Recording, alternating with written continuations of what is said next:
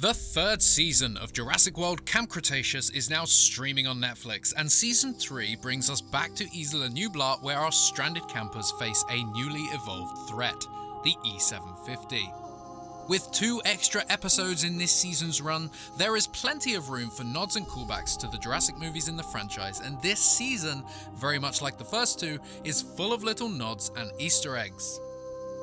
Before we jump in, if you've not finished the season yet, then make sure you jump back to Netflix and do that to avoid us spoiling anything for you. As we mentioned in our trailer breakdown, escaping the island via a raft is from an unused early draft of the Jurassic Park 3 script. Bumpy bellowing on the shore as the boat departs is somewhat of a callback to the toasted Brachiosaurus that we see bellowing from the shore in Fallen Kingdom. On the camp meeting board, we see drawings of many of their escape attempts, which are also callbacks to the following scenes: the Baryonyx head pushing out of the bunker hatch in Fallen Kingdom, gyrospheres underwater, which is also from Fallen Kingdom, and the helicopter crashed in the aviary from Jurassic World. Brooklyn's roots beginning to show and Kenji's beard growing in. Yes, okay, these aren't really Easter eggs as much as they are world-building continuity, but we didn't want to see any comments saying that we missed these, so here we are. Season 3 brings us a new, previously hinted at location, the gondolas, seen in Jurassic World on the park map and referenced in some extended franchise media like LEGO Jurassic World, The Legend of Isla Nublar. So the Scorpius Rex kills the Jurassic Park 3 coloured Ceratosaurus, perhaps explaining why the species is not known to be among those captured by Lockwood and Mills' team in Fallen Kingdom. Yaz finding the Dimorphodon eggs is similar to how Mr. Paul Kirby himself finds the raptor eggs in Jurassic Park 3. The Dimorphodons themselves are no stranger to the Jurassic franchise. While introduced to the big screen in Jurassic World, the flying reptiles were first seen in the Lost World Jurassic Park PlayStation game, and they were just as irritating in that. The Dimorphodons protecting their nests and the campers escaping via hand gliders is a callback to the unused The Lost World ending, where pteranodons were defending their nest, leading to a hand glider escape. Kenji kicks a Dimorphodon in the face, much like Alan Grant kicked the pteranodon in Jurassic Park 3. And the kids looking up at the torn parasail in the trees is much like the same scene in Jurassic Park 3. In episode 2, the campers have swimwear, which is an acknowledgement that the water park of Nublar exists, and they packed for it. But Ben is not wearing any, as in all likelihood he had no intention of actually visiting the park due to his chronic fears. The water park was originally supposed to feature in earlier seasons, and it's clear that the kids packed for it. There are claw marks on the boat, a reminder that the 2 Baryonyx murdered Tiff on it. The shot of Darius entering the bridge of the boat is similar to the security guard entering the wheelhouse of the SS Venture in The Lost World. The Ouranosaurus appearing through the fog is a similar shot to how the Pteranodon is revealed in the 3rd Jurassic Park movie. You may also remember this species fondly from Operation Genesis. As we get a good look at the Monolophosaurus, it is clear that this design was inspired by the green 2018 Mattel toy, although the Mattel toy didn't have 4 nostrils. Seriously, what is up with that? Is Kenji's top secret prototype handheld gaming system supposed to be a Nintendo Switch, which didn't release until 2017?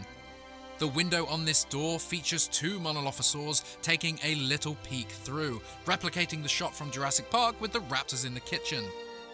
The Monolophosaur shadow on the wall is a callback to the raptor shadow on the mural in Jurassic Park, and then again, the Monolophosaurus jamming its head through the door is the same as in Jurassic Park, where the raptor tries to force its way into the control room. And then for a final time, the pesky Monolophosaurus is now in the vents, a callback to Jurassic Park to Grant and co escaping via the ventilation systems with the raptors following. A fun fact, the compies liking shiny things and collecting them in their nests is a nod to crow behaviour, which in itself is a homage to dinosaurs evolving into birds. And now the big one, the Jurassic Park ruins, the Visitors Centre, finally on screen again. In this scene, Yasmina states that the founder of Jurassic Park, John Parker Hammond, died by breaking his ankle and getting eaten to death by compies, which is the death given to Hammond in the original novel. Darius says it's not true, but asks where she heard it, and she replies, "I read it somewhere."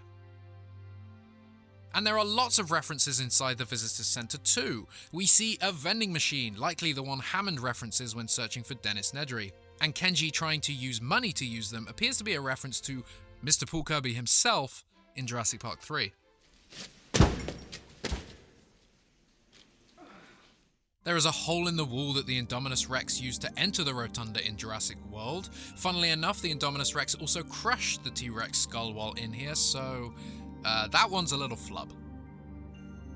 This is not an Easter egg, but this is a Velociraptor back in the Visitor Center, something we've not seen since the first Jurassic Park movie.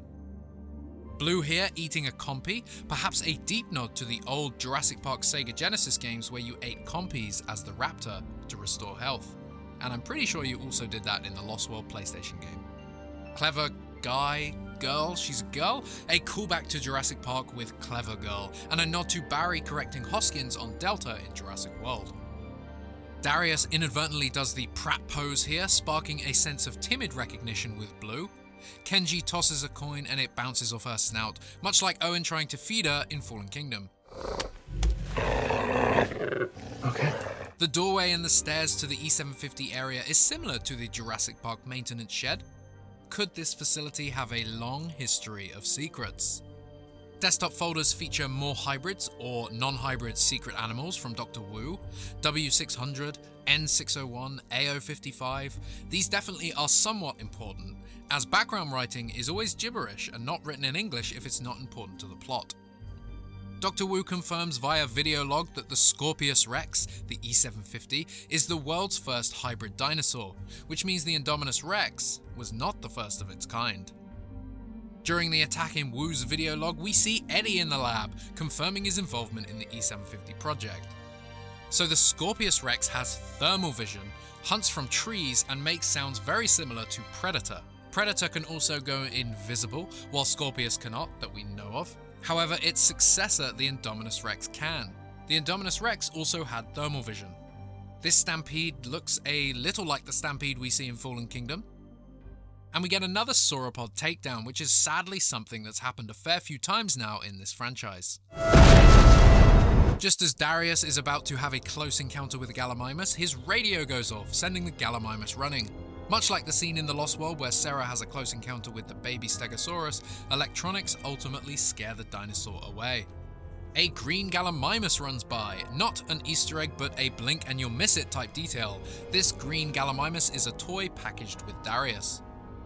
We see a Dilophosaurus in Darius's journal suggesting that they have encountered the species on the island. We know they're alive and around during this time due to one being heard during Fallen Kingdom's opening sequence. Throwing the stick at the electrical fence to test the power, we all know that reference. Ben saying bigger, louder, fierier, a bit of a callback to bigger, louder, more teeth. Pompey's fighting over food here is a little nod to Jurassic Park The Ride. The Scorpius Rex eating the Parasaur and then slowly looking up at potential prey, a little callback to the Rex reveal in Jurassic Park 3. The Scorpius in the tree here showing off traits that would eventually end up in the Indoraptor. Flaming debris flies down, nearly hitting the campers, reminiscent of the volcano debris in Fallen Kingdom. Brooklyn chucking away the tin of carob, a nod to Ben's carob love in Season 1.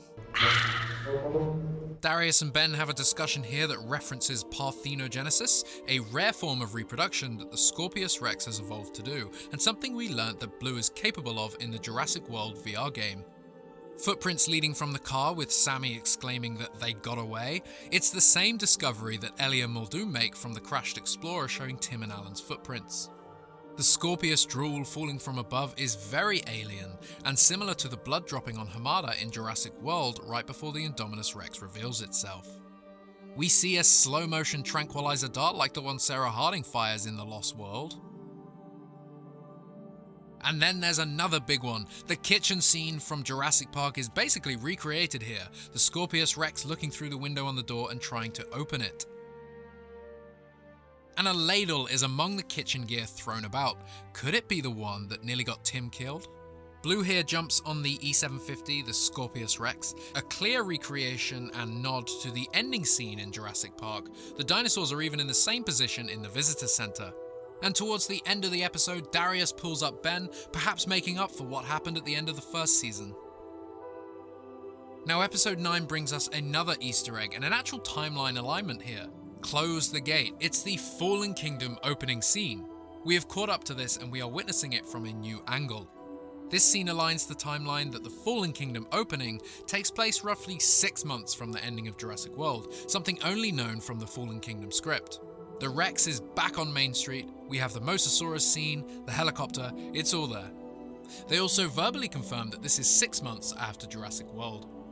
Dr. Wu returns to Isla Nublar, something always referenced in Jurassic franchise media and known in common franchise lore, but something nonetheless we've never actually seen before.